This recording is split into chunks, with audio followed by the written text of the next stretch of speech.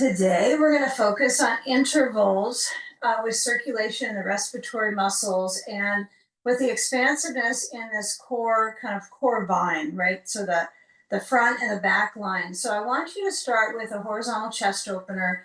So we have a bolster across the mat and then a block right in front at the low setting, blankets at the back. And then you're going to sit with your tailbone on that block. So kind of feel where the back of the pelvis tail is. And as you descend back, allow for the kidneys to get a little bit of pressure that they kind of weave together, right? So my kidney area is right below my ribs. It's between ribs and pelvis. So this is the perfect opportunity to kind of settle the kidney rib zone. The kidney rib zone is a specialty. And then add a sandbag across the ribs, or the sand could be from the heart area to the belly. Okay. Now, if you choose this one to have the knees pointing up for most of the pose, you might not have your sand on the tops of the thighs. You might never get there. So what I'd say, if you know you're going to keep your knees bending, have the sandbag either lengthwise or across the rib wise. Okay. And if you decide that you're going to have the legs to extend, take the next few moments to feel if you can start to coordinate the reach down of the thigh. So the femur bones, you can kind of feel their attachment at the top, and it kind of waves out towards the hip, right? So there's a little bit of a kind of sinking, not a sinking feeling, but a little dip there. And that's generally where I try to put my sandbag, right at that dip. Okay, the femur dip. All right, so with the length of the core, either sand is from heart to belly, knees are bending, pointing up, or the legs are extending and the sand is across the thigh lids. Then begin to orient your arms to help open your chest and to get the shoulders to flow back where they feel the most belonging to support our breathing experience. So if my shoulders are beginning to relax back and I feel the sensations the movement of the breath creates,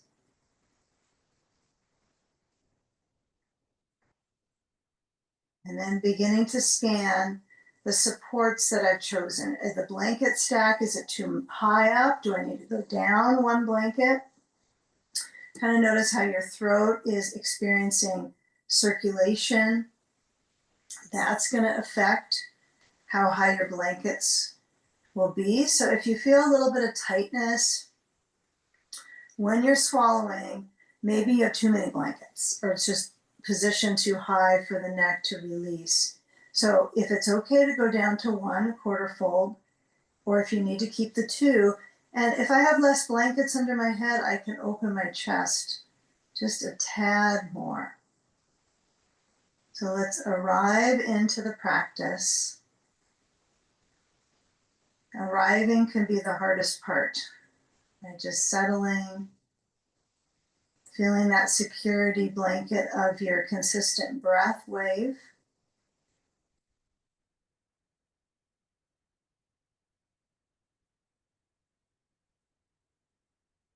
And there's always the option to walk the feet back in a little bit and feel if that is in a better emphasis for your breathing muscles. Sometimes walking back and just giving that support for my lower back feels good, walking my feet back in. And I do like stretching the hip flexors with this type of ease with the legs down because it's not harmful for my knees. I'm not pushing on my knee whatsoever. So I can just trust the process of slowly releasing through the core body, that core vine. Let's take about another minute total on this one. So starting to build up support for the heart, for the respiratory channels, which move from my chest area out to my hands and back if we're talking meridians. But feeling where there's an openness at that upper extremity, my arms, chest, shoulders. Feeling the breath move in through the nose and relax out through the mouth.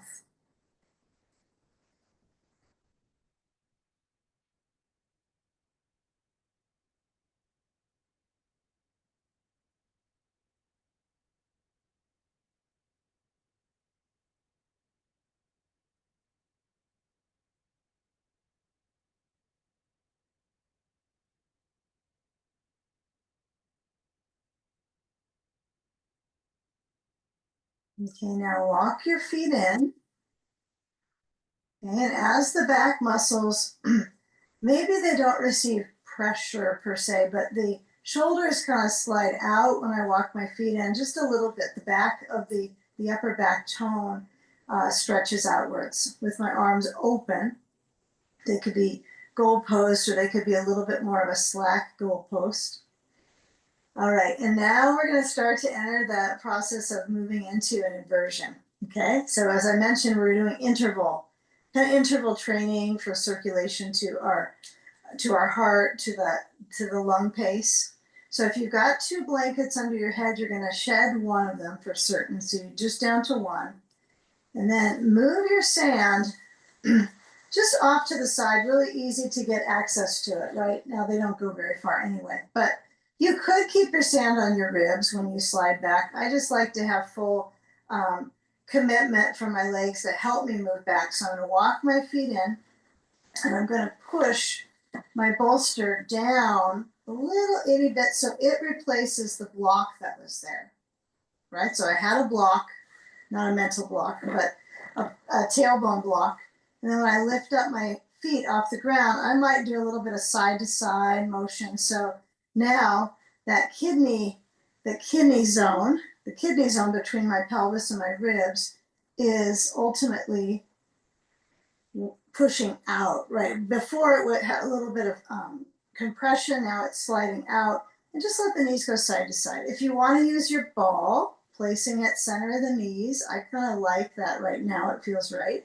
So my feet are relaxed together, my knees are going side to side, and I am trying to kind of address that stretch from my lower back area. So keep going with side to side. So you're stretching the QL area. So you want to get a feel when you're moving your knees side to side. Doesn't need to be fast. And it could be you're moving your knees towards your shoulder a little bit. But since you're so high up on the bolster, you are trying to get pressure here, massaging into the kidney area. Okay?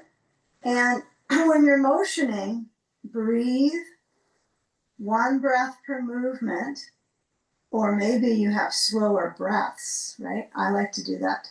So slow breath, not even noticing if it's a full inhale as I go across, but be curious about the sensation in the backside.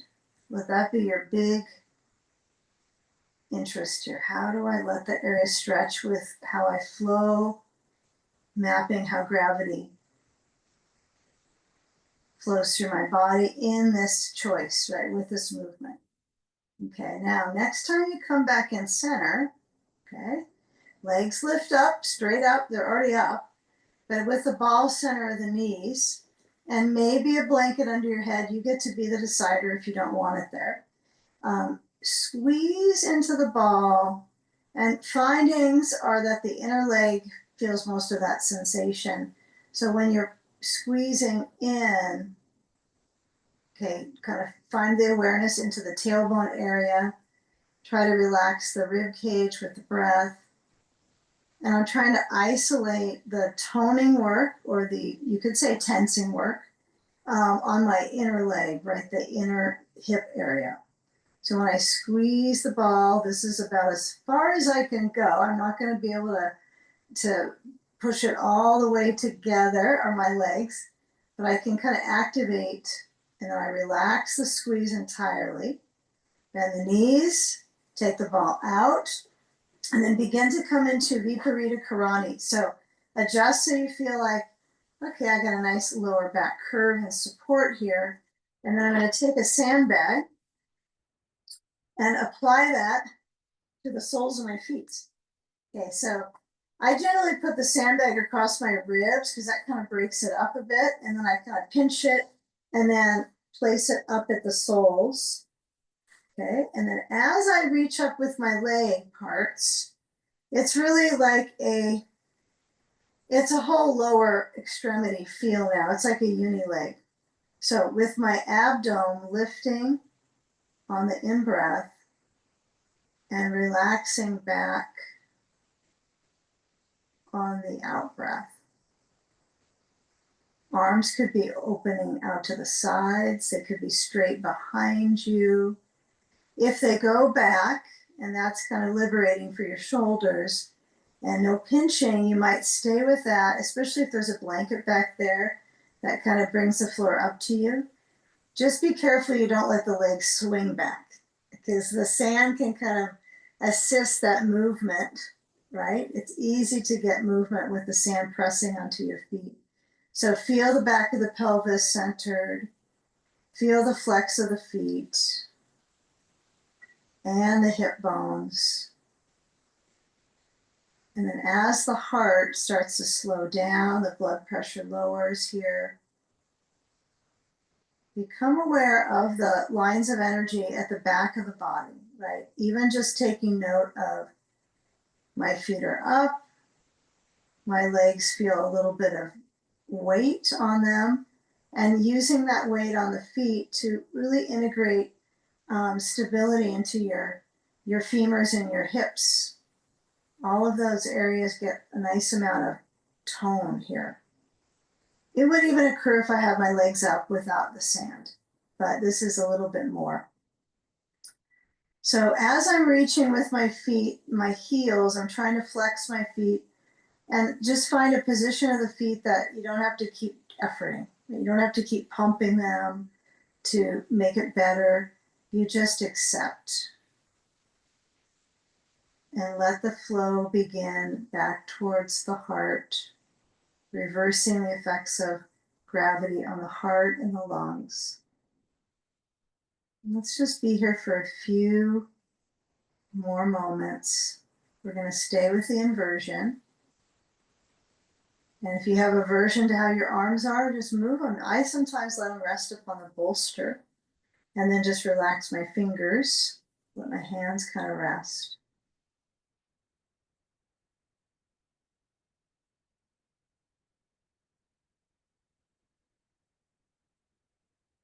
Okay, now let's start working on the leg part. So getting some nice satisfaction with the front line, the hip flexors. So we're going to bend through the legs.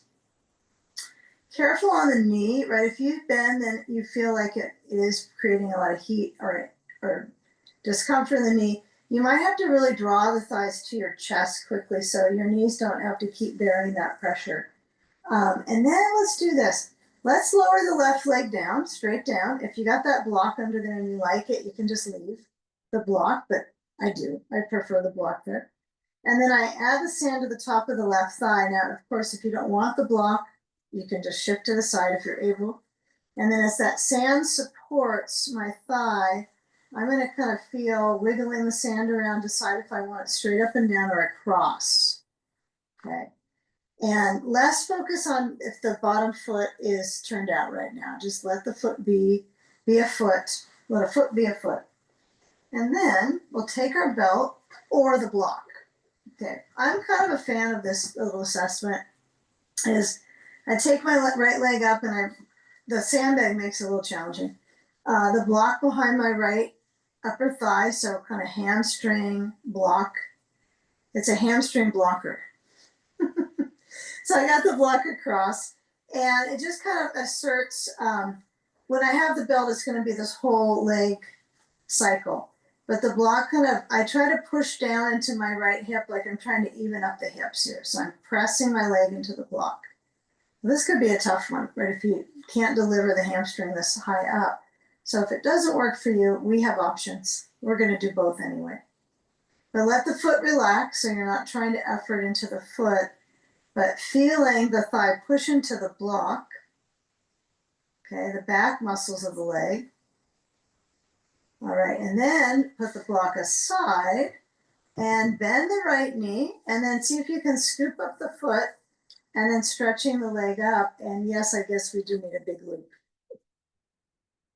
Okay, so big loop from your foot to the back of your head. Be careful that you have an easy length about this one for your neck muscles. So if you have it cranked up too much, too tight, or not too tight, but too small of a loop, you do want to reinforce so the support allows you to let your head relax in the belt. Okay, so now that the hamstring has had a little bit of that blocking, that focus, and what I'm trying to emphasize here for me is to feel the balance at the SI joint. Okay, so I'll come out, I mean, you stay with it, but I want you to kind of recognize, and of course you get to do what you want to do with thoughts and all that, but you know, just kind of this SI area, like I'm trying to keep it as equal, not trying to yank my leg as far back as possible. So what you might do is feel kind of the breath movement here, although it's pretty diluted, right? You can't really feel its movement much because of all the stuff going on. But see if you can bring your focus to the general sensation of trying to create some balance in the sacroiliac, okay? And that might be something you find that this leg, the left leg with the sandbag feels too much and you're just feeling really, you know, kind of discombobulated, or maybe you have scoliosis or other things that are part of your experience. You might decide, you know, with that issue, you might not want to have the sandbag on and have the knee bent. And that might feel more balanced there, okay? But usually that scoliosis isn't going to happen right at that part, at the sacroiliac, but it could affect it. So take a brain float for a few moments. Feel that reach of the right leg, the flex of the foot, and the arms may be open. Yeah, foot in the air. Okay, head leaning back into the belt for traction. And heck, the belt might be higher than you're used to. It just holds your head. So it doesn't matter how it looks. It matters how it feels. And with the breath, with a slight little undertone of feeling that movement.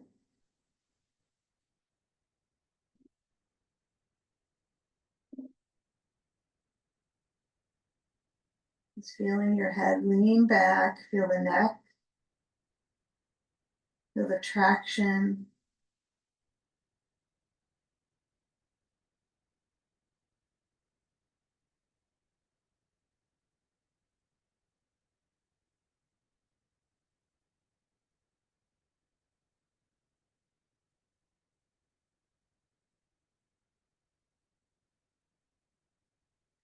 Okay, now before we switch sides, bend the right knee.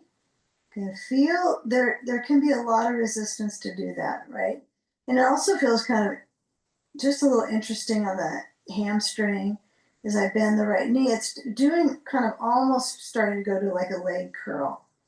It's not truly a hamstring curl, but you can feel the tone at the back of the right leg. Okay.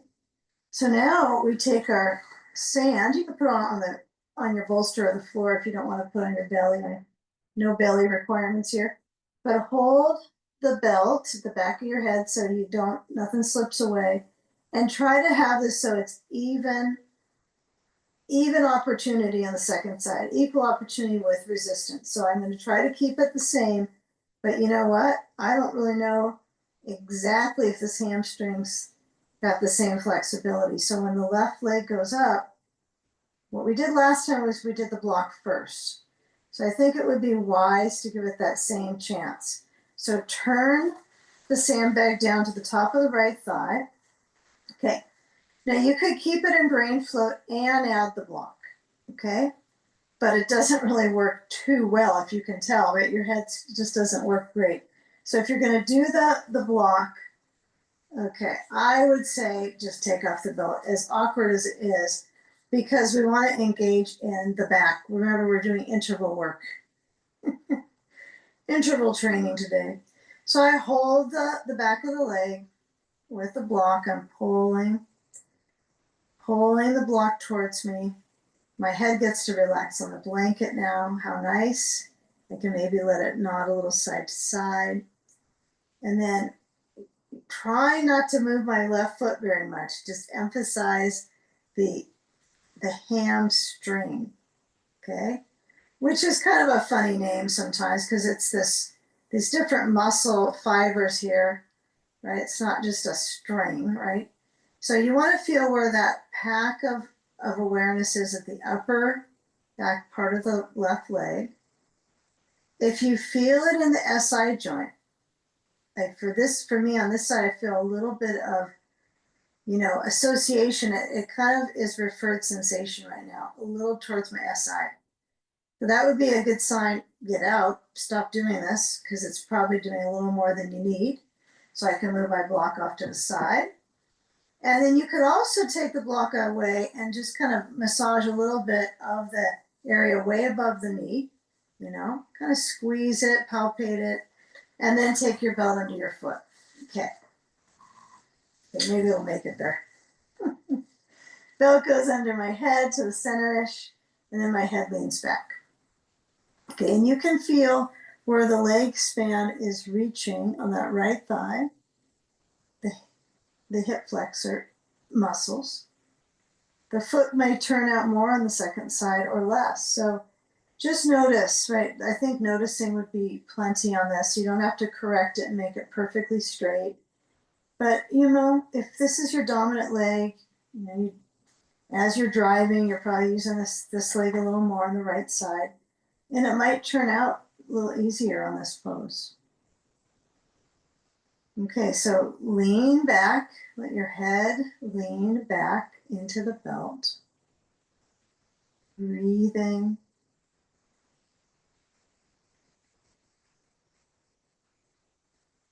And then feel, if you tilt your head back, does the belt slide down? Do you need to grab a hold of the belt and slide it a little higher?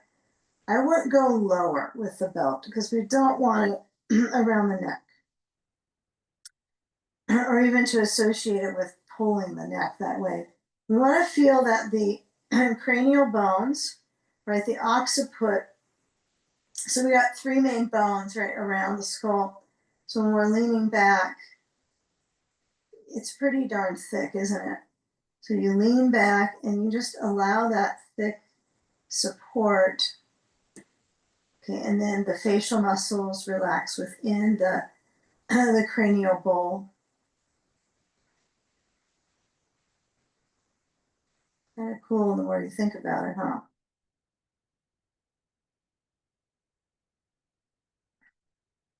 Okay, now as we take a few more breaths, your arms open.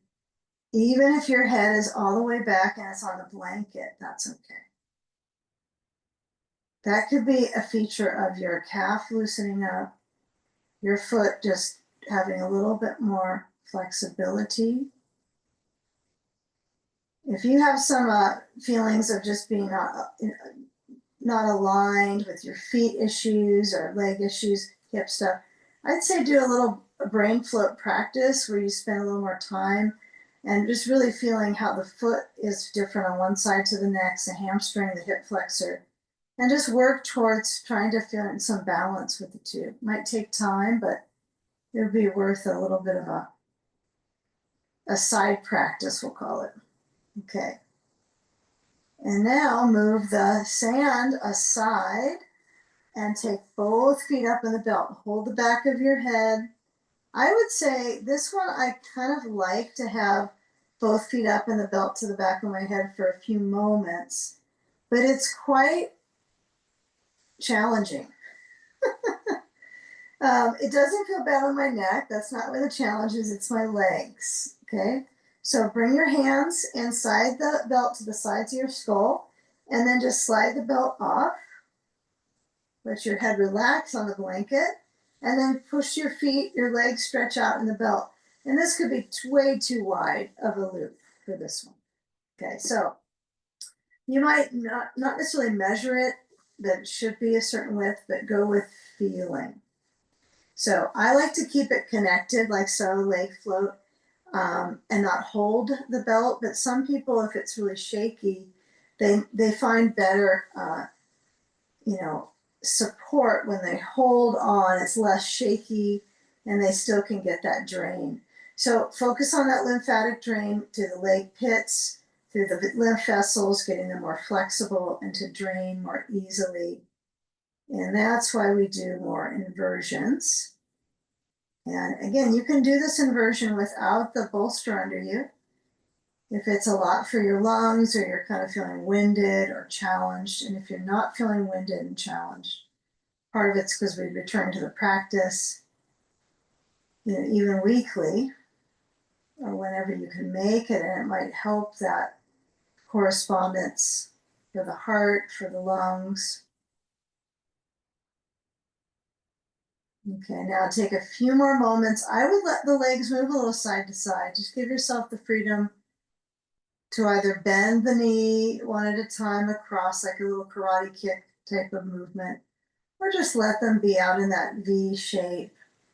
And not even needing to look at them, but to feel, how does this actual shape affect the circulation in my, from my lymphatic system, right? Because all those lymph collector sites are kind of basically emphasized right now, like back of my knee, my inner leg, my abdominals, my throat, my armpits. We're all getting a shift in flow, letting gravity have you. Okay, taking the last few moments here with the belt at the feet, moving the feet, circling them, or just keeping them still.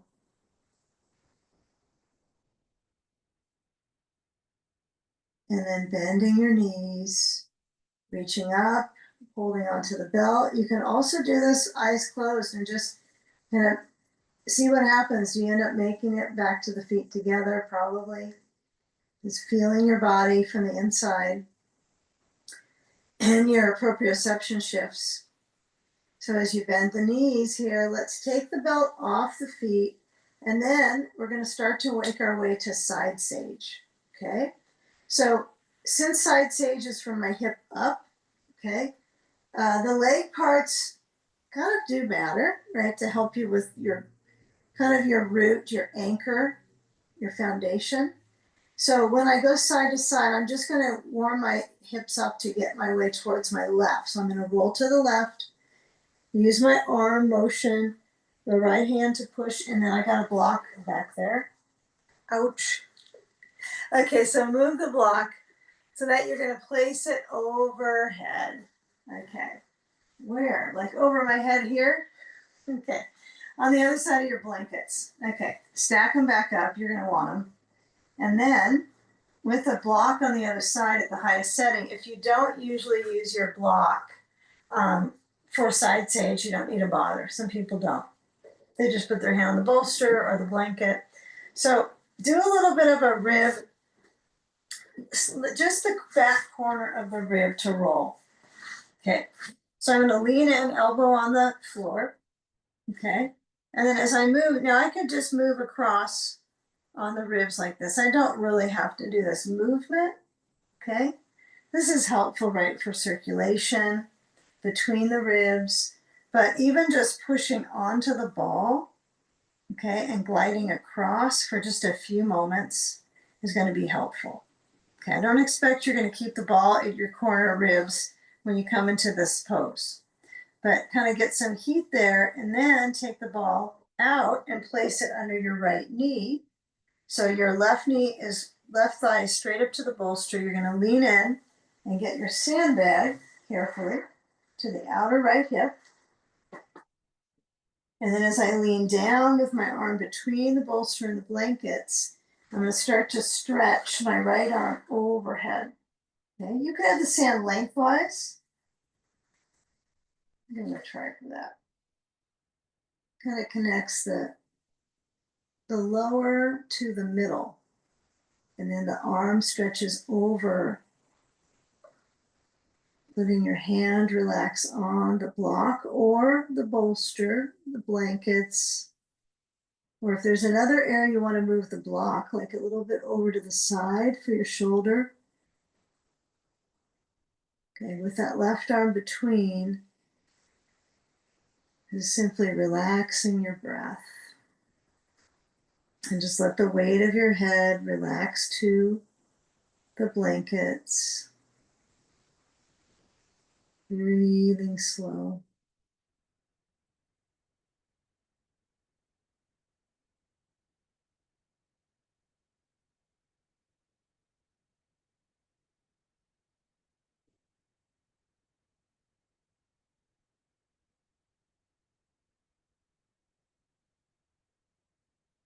Okay, so feeling where the range of motion is from your hip to your armpit with breath. I don't think you're going to feel like you suddenly even want to bring your arm, farther away or your right hip.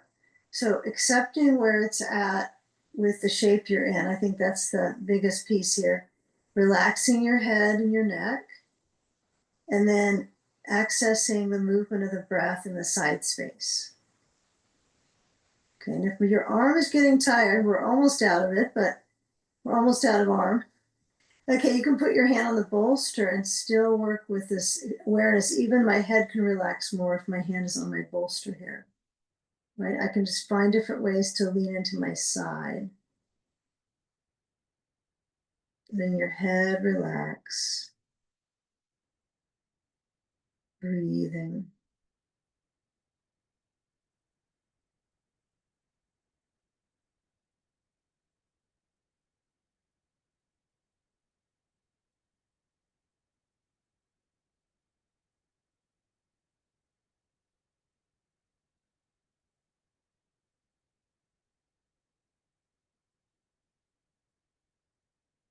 Okay, now let's take a sleeping sage pose. So just let the sand fall.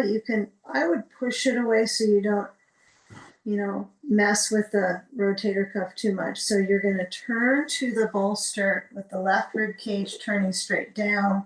Move the ball aside. And it might be easeful for you just to have your bolster just turn it up on top of the blankets if your neck doesn't need a blanket on top.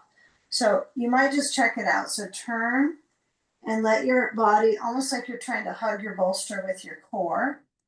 But the best you can do is just lie on it, right? And then just let the bolster press to stretch open the front space, and your head turns to the right. Okay, if you need a blanket on top to make it a little bit more comfortable for your neck, then you take a moment and do that. But sometimes it feels just fine. Right? And part of it is the arm position. If you slide your arms back, if you slide them up, if you move them straight out, feeling where the traction comes from your exhale, and you feel that rotation, kind of simplify that movement across the rib cage, relaxing your heart, breathing slow.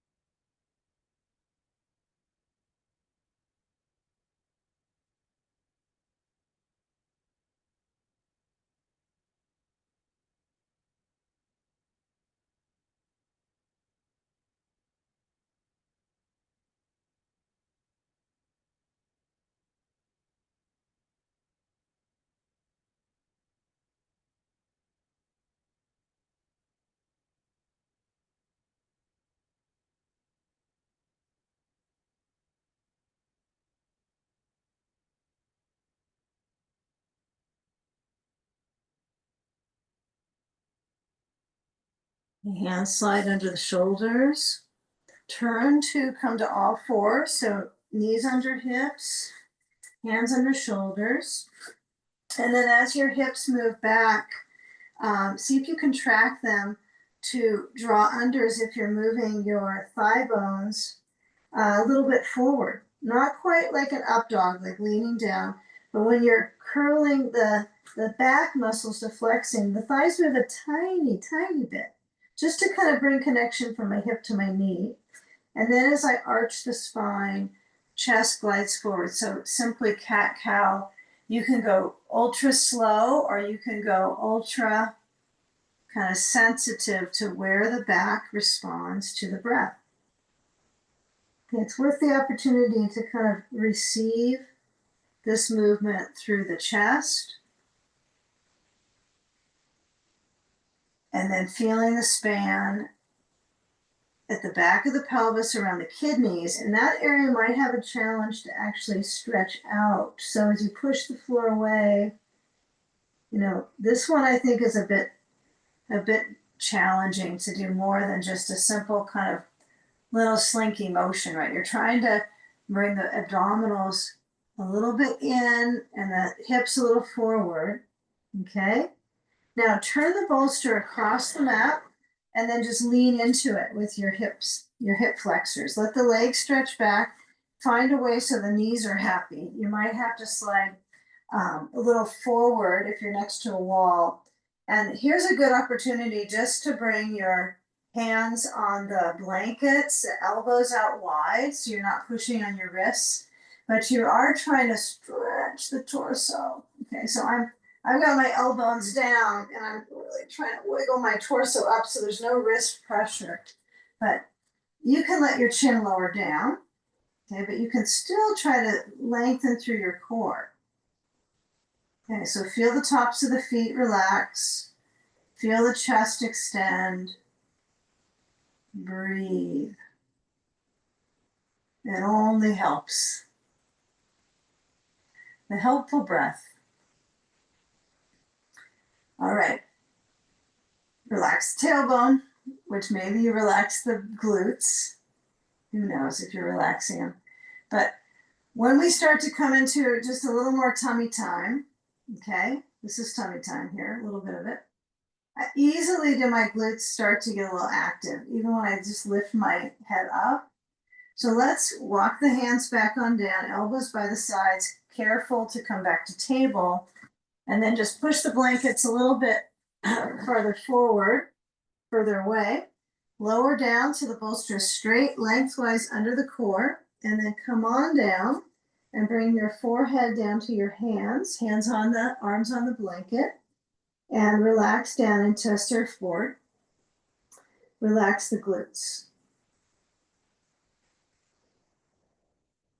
Okay, now using the props to kind of stimulate right at the skin level, right? So even though we're not like using the ball right now and rolling, this still has a little bit of stimulation pressure into the fascia. So my forehead touches down onto my hands and just breathing.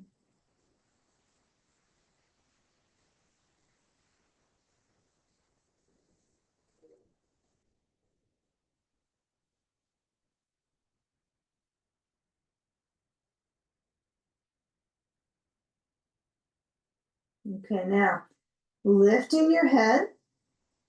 Okay, bring the hands down, and I'd say bring them to Sphinx pose. Bring the elbows down, the hands forward, so you're not lifting your elbows up.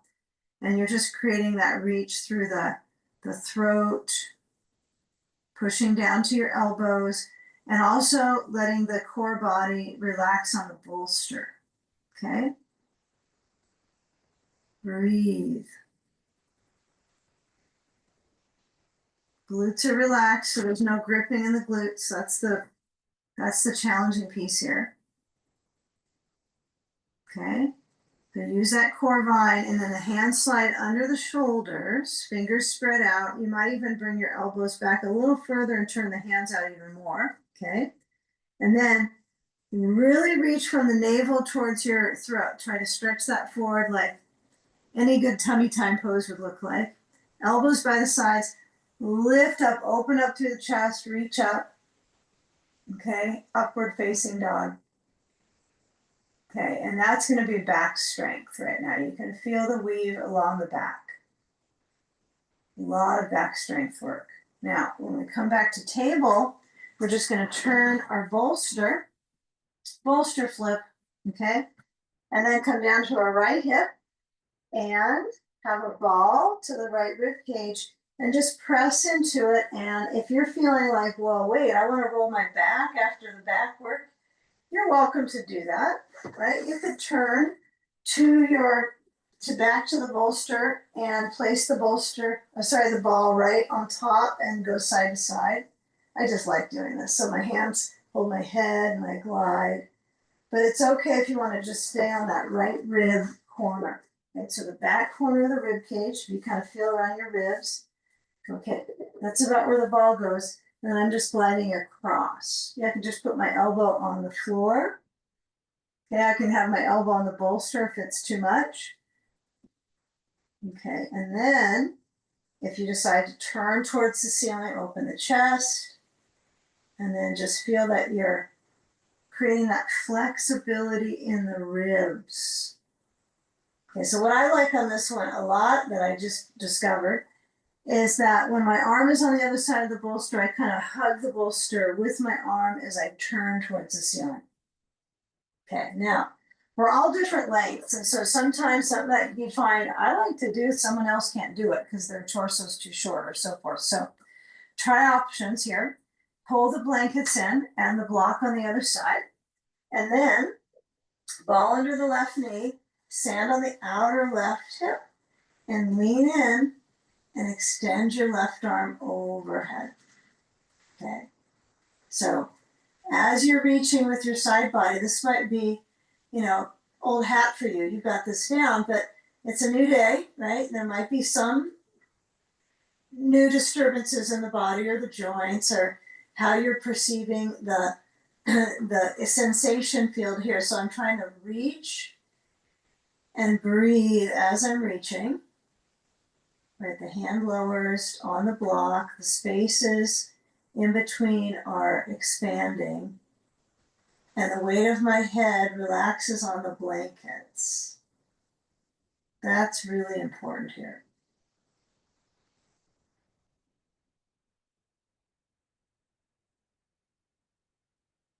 Just simply breathe.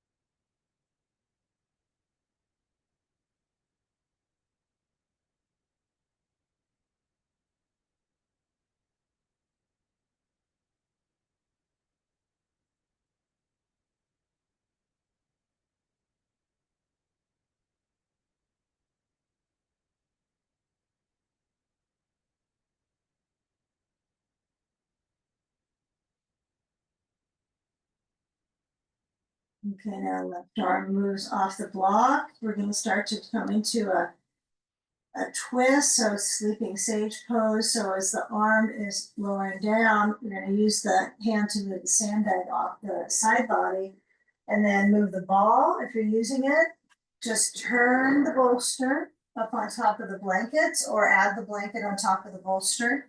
And then feel that you're now, your rear muscles are relaxed. I mean, but they're getting a lot of stretch too. At the same time, you're pushing into it, you're leaning into it, you have pressure on the rear, and then your head turns left, arms open out. Relax your head on the bolster and breathe. Okay, and just simply feel the span of movement across the ribs.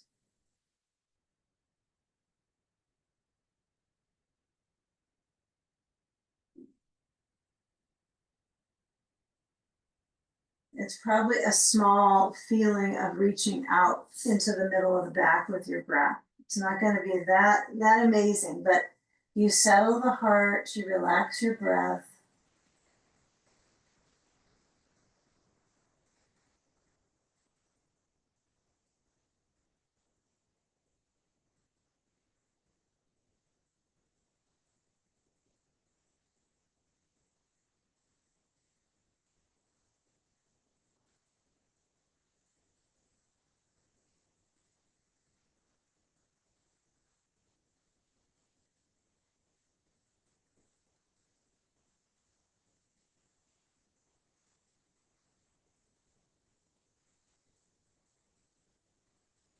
Okay, now slide the hands in, push to come up, and then let's turn our bolster across the mat.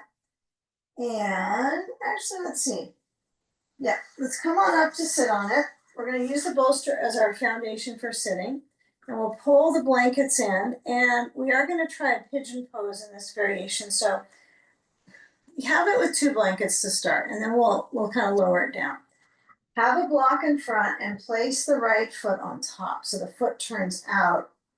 And when you're leaning forward, I want you to have a ball under the left knee unless your knee comes down easily. So if I sit upright and I have my sitting bones kind of in proximity, I can kind of bounce a tiny bit.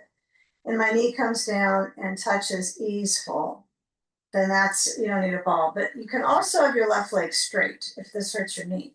You can put a ball under the knee, leg straight out. You can put a ball to the side of the left knee. And then add a sandbag to the left inner thigh, okay? And then take a twist to the right. So I'm going to take my block because I need one under my hand behind. And as I touch onto that block, I'm going to hold onto the right knee and kind of squeeze my rib cage when I'm turning. It's kind of the squeezing on my exhale when I turn to kind of support my spine, right? So as I'm turning, I mean, breath is an experience of squeezing internally all the time, I suppose. Expansion, squeezing.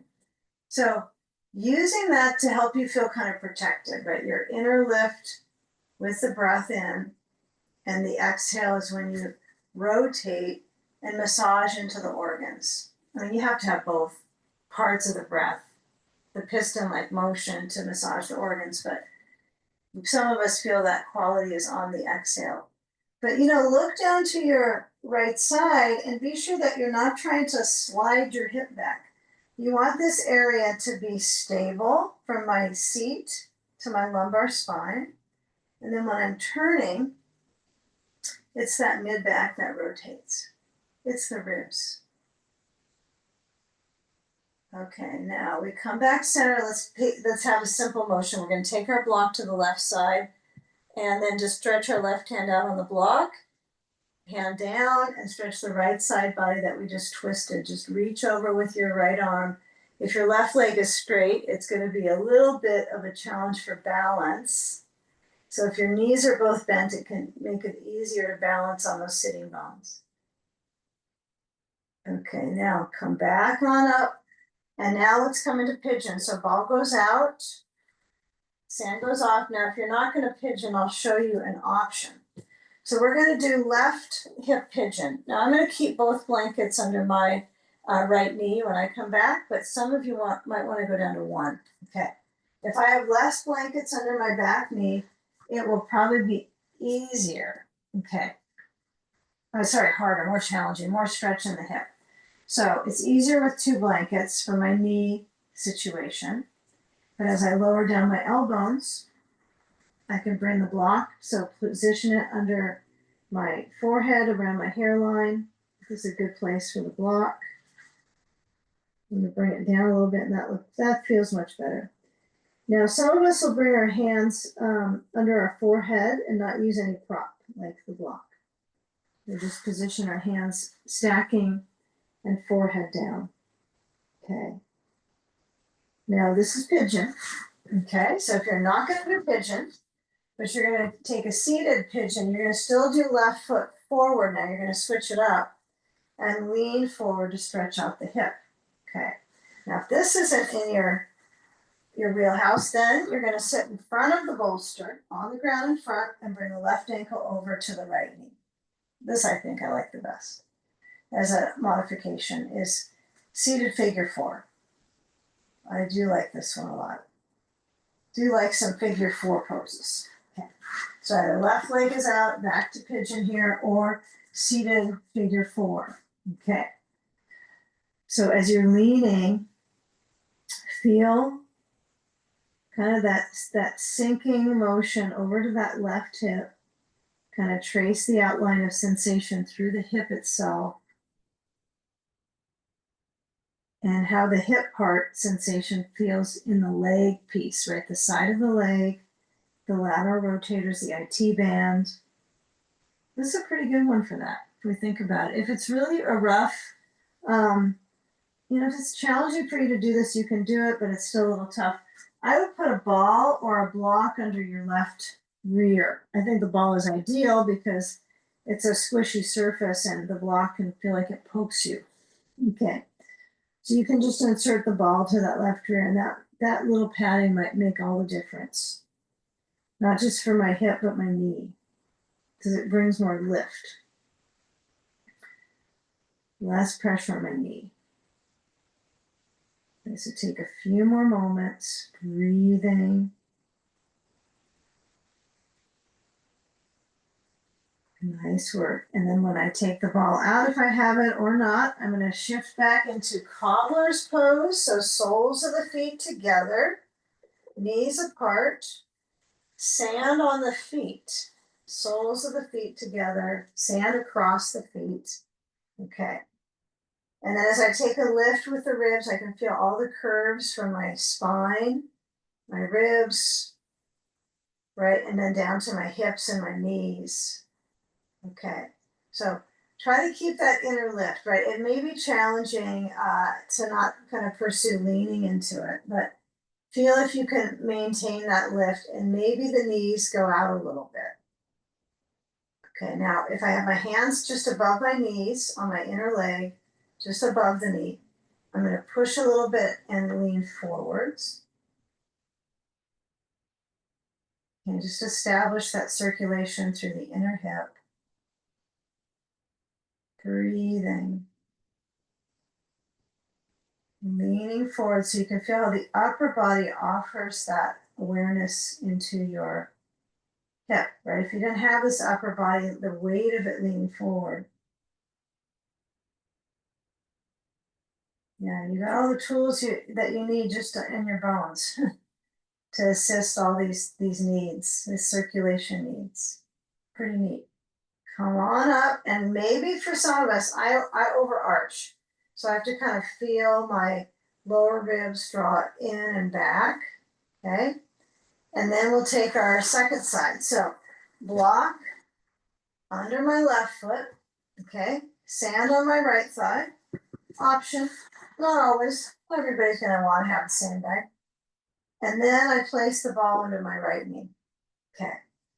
Now, since we've already started kind of beginning with the movement in the upper body pushing into the lower, turn to your left. You might want to block back there if you used one last time. Probably intelligent to remain similar with support. And then maybe you'll feel the second side has some different organs, so there might be some different, the established sensation is going to differ here. So when you turn, try to keep the heart lifting. Okay? And if you need to take a break, take a break. But if you turn, you're going to have to find that inner lift behind the heart, arching forwards, turning, breathing.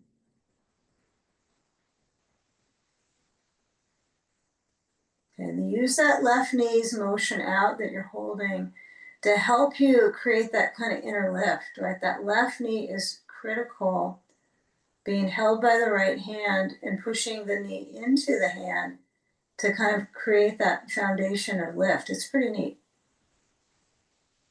Okay, now come back center, take the block over to the right side, besides your bolster, kind of straight out to the side, and the short end of the bolster out. Right hand on the block, left arm reaches. Sinking is going to be part of sitting. Okay, so we're constantly trying to, well, at least in the yoga practice, trying to create a little inner lift and reach. So as you kind of dive over, kind of feel armpit area lifting, arm extending, inviting, just that opportunity to do a little bit of self-searching, or maybe just go to, it feels pretty good, just reaching.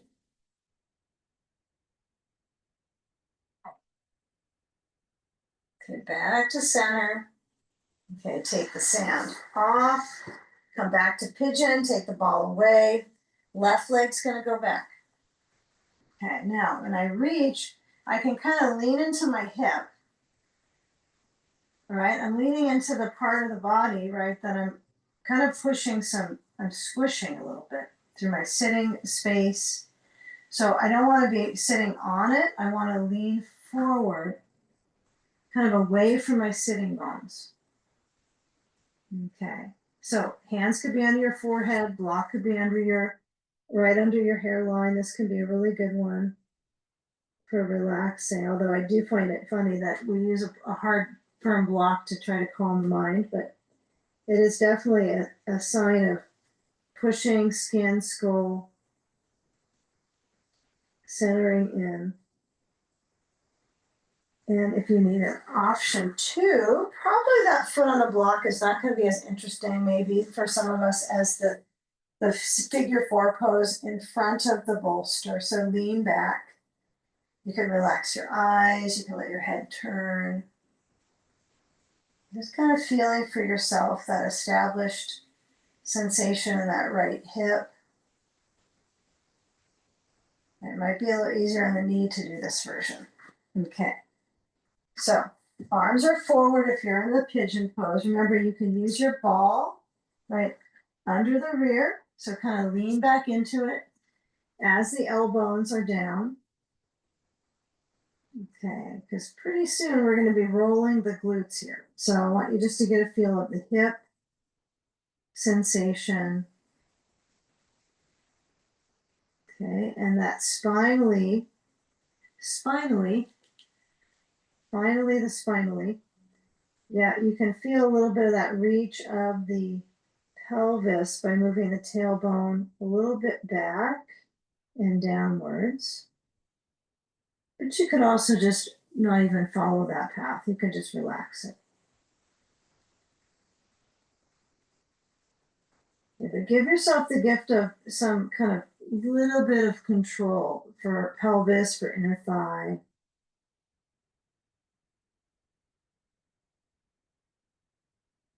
Okay, now if you've got a ball at the rear, just move it over to the side. Move the block aside. And we're going to come back, and this time, interval work, interval training. Okay, take that one blanket off to the side. Okay, and we're going to sit back on it. Okay, and then push the bolster down with your feet pushing it all the way maybe to the wall. And when I lower back, head on my blanket, I'm simply going to take the ball and I'm first going to put it at my sacrum. So underneath, I'm going to roll the ball to the back of the pelvis and just move my hips side to side. So kind of feel how this, it's kind of curious how this senses in the abdominal, kind of the pelvic floor and the abdominals. You could, take a moment and scan each of these areas and feel that you're trying to compile. Probably by the end of class, we're trying to work with connecting the dots, all these different sets, these different parts of them. We're trying to link it together into a good compilation of, well-being for the whole, for all the different sectors in the body. So a cumulative effect here. So when I go side to side, I want you to try to get your hip to move as far over as it can. So when I move my hips to the right, the ball is as far over to the right hip as I can get it. And then over to the left with my hips. Okay, and feel if you can let all your weight be on that ball. All your weight. It's right on the border of the hip. Okay, now when you center back down, okay, let's take a lift with the legs. So relax the pelvis, the ball is behind, and then we'll bring one leg up and then the other. Okay, and keep that inner leg balance, even though sometimes we think of our legs not as inner leg. But we feel the back of it, we feel knees when we think of our legs, the areas that are pretty sensitive. So I like to have my hands at my hips. Another tactic for this one would be to take a block and you place it at your belly. The block is like at the second setting, so you could hold it, okay? And you're pushing the block into the thighs. Okay, of course, I'm not going to have my legs drop the other side all the way to the floor, but it is a moment of kind of feeling that response of the legs pushing into the block pushing into the legs to keep it vertical.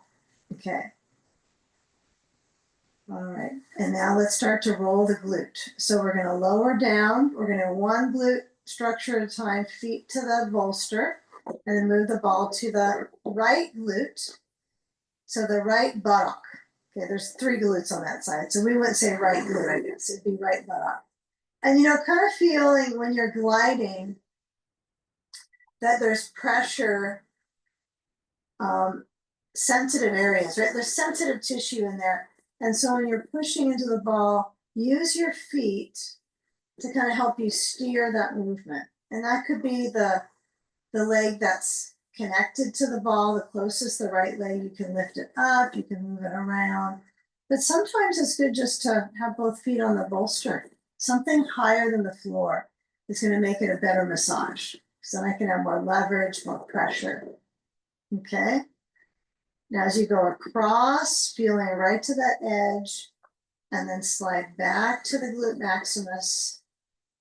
Okay, maybe you go a little faster, maybe you go a little slower.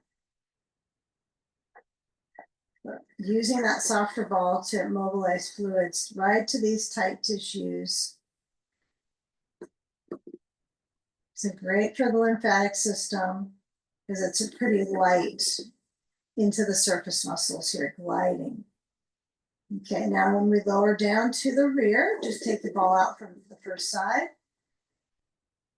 glute side to second glute side to the left. And then I push the ball in so I'm not gripping my glutes, you know, maybe hardly at all. So I push it in and then I just let my knees go back center and I try to get up on the ball and then go side to side. And take the time. This is our final spinal, so enjoy it.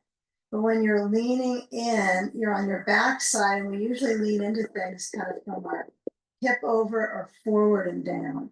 So this is kind of an unusual way to work with the muscles, gliding into the glutes. So as you're pressing,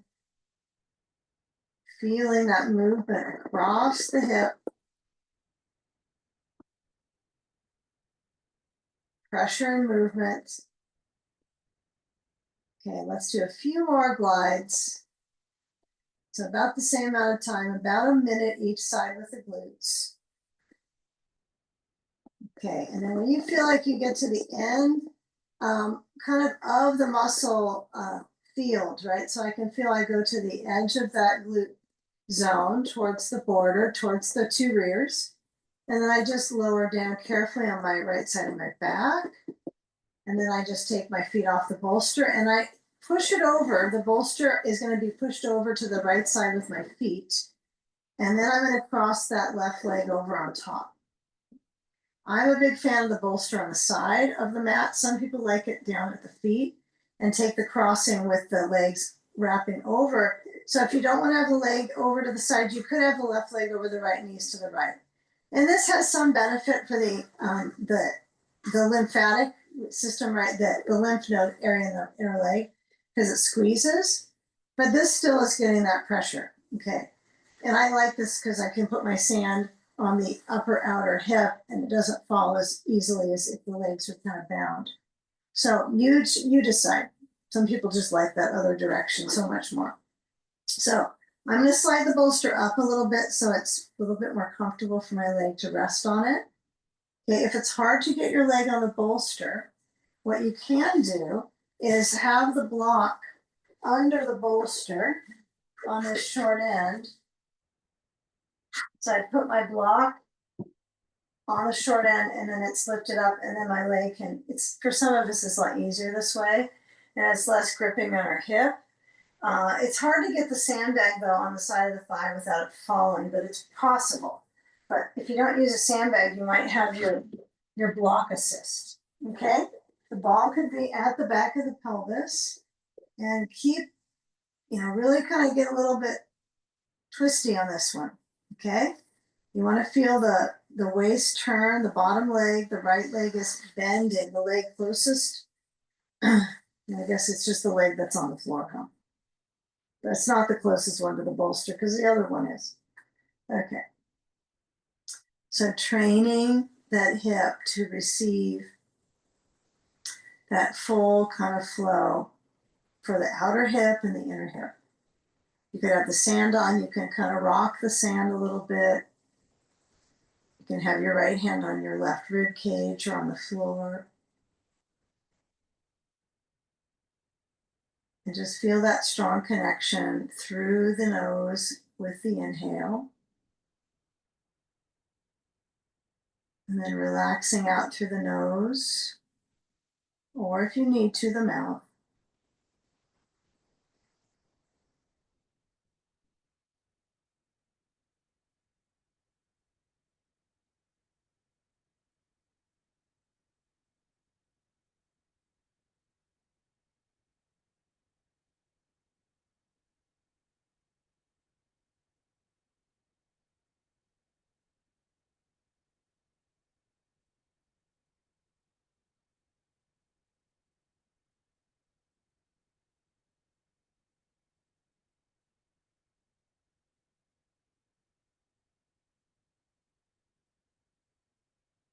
Okay, now moving the ball and just shifting sides.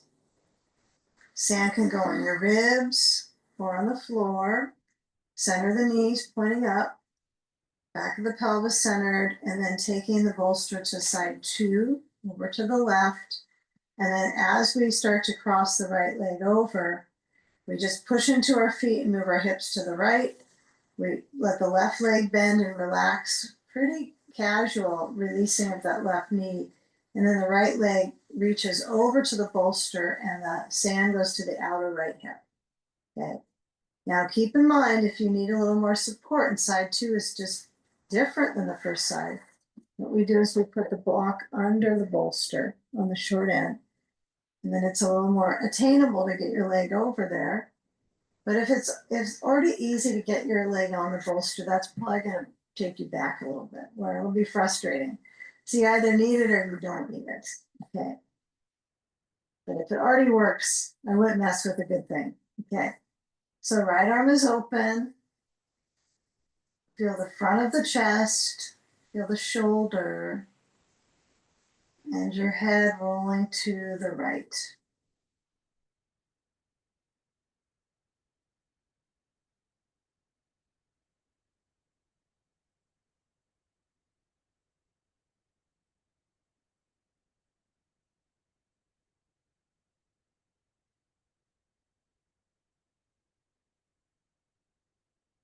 So feeling the elongation on both the in and the out breath for the final spinal here.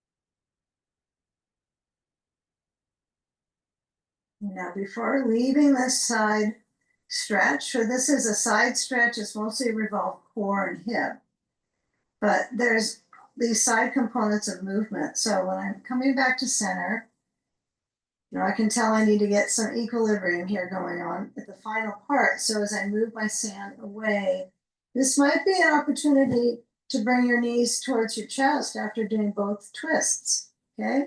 If you decide you want to roll to the side and then make your way to the wall for legs up, that's a good choice too, okay? But you can always feel, what is it like to bring my legs in towards my chest, to fully connect both sides of the back, to the pelvis. Hopefully they were always connected up to now. And then be easy on your back. Roll to the side to come on up. Right. Not shocking the sacrum or anything. Come on up. And then let's go to the wall spot so that we can come to legs up. Now, if you don't do legs up the wall, but you have legs up the bolster, some of us might put our blocks like so under our bolster, making a bolster bench. So this is an option, but probably not right against the wall because your feet have to go somewhere. So that's a nice option. If you've ever tried I've never tried the blocks under the bolster to go legs up the wall. Never tried that. Haven't seen it. Doesn't mean I can't try it. Okay, if you have an eye pillow, grab that. And let's come to our inversion of choice. Okay, so we sit up next to the short end of the bolster. So we're over on the corner. And then we try to roll a little bit on the sacrum. Now we all start to find ways to adapt into this. That's our personal adaptation of legs up. I think we all have our ways. Some of us get really close to the wall and we feel accomplished inverters. I understand that feeling. So if it works for you and you get up to the wall, okay. But it is a hamstring issue. So if you don't have a lot of openness there, just don't even judge yourself. It's just the way it is. And some of us that have that lengthy hamstring would prefer to not have it so easy for us so we have better balance in our hip flexors. So it's not as if we're the winners. Okay.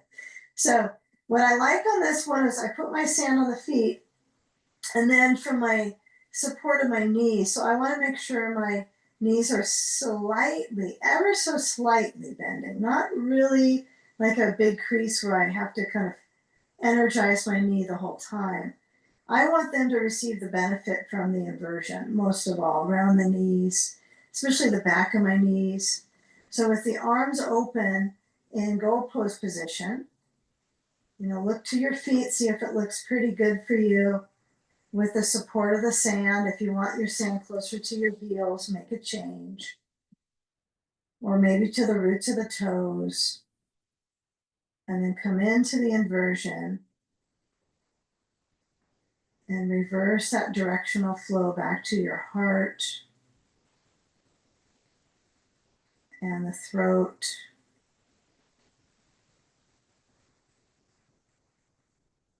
As you're breathing, you might notice the difference in your throat when you're upside down, this high up. So if I'm in the middle of the room, I suppose I still have the same height under my pelvis, but the total energy is a little bit different with the flow back because now you're resting your legs against the wall. So the throat is an important area, right? We have the endocrine glands there, but also it's an area that has a little bit of charge, right? With vocalizing, talking, nourishment goes through there. So at this moment, see if you can soften the throat, the backside, and then relax your teeth, relax your jaw, your tongue.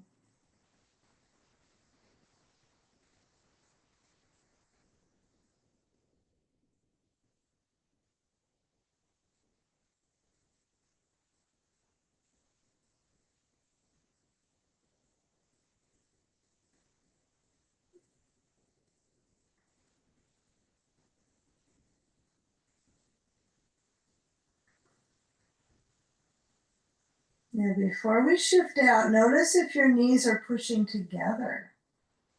Even if they're apart, you might feel a little inner rotation. So trying to elongate from the sitting bone to the heel bone, or maybe it's the heel bone to the sitting bone. That makes more sense, huh? So kind of feel if the sitting bones really can't be pushed into right now, it's the back of the pelvis. So feeling the tailbone rest into the bolster. It might mean that you bend your knees a little bit. So you can relax that lower belly. And feel that flow into the lower abdominal organs and muscles. And now that long exhalation.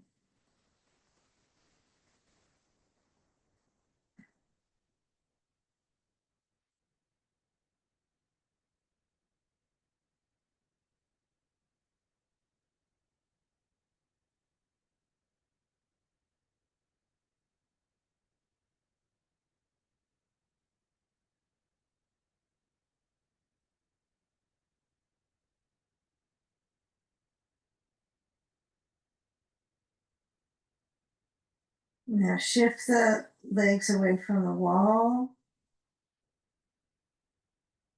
and the knees. You can carefully drop your sand overhead or assist in the removal. And then as the thighs draw in, hold the backs of the legs, let the thighs have some separation, and then feeling just the right amount of that, not too much and not too little separation, so you can feel how it presses into the back of the pelvis, across the back of the pelvis.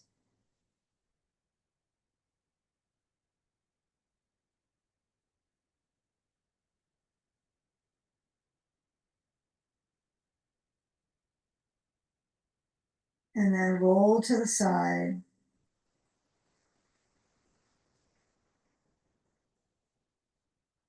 And let your hands help bring you up.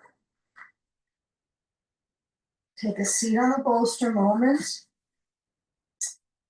and bring your hands to join, palms to palms. Just find some awareness that moves from the navel center up towards the heart.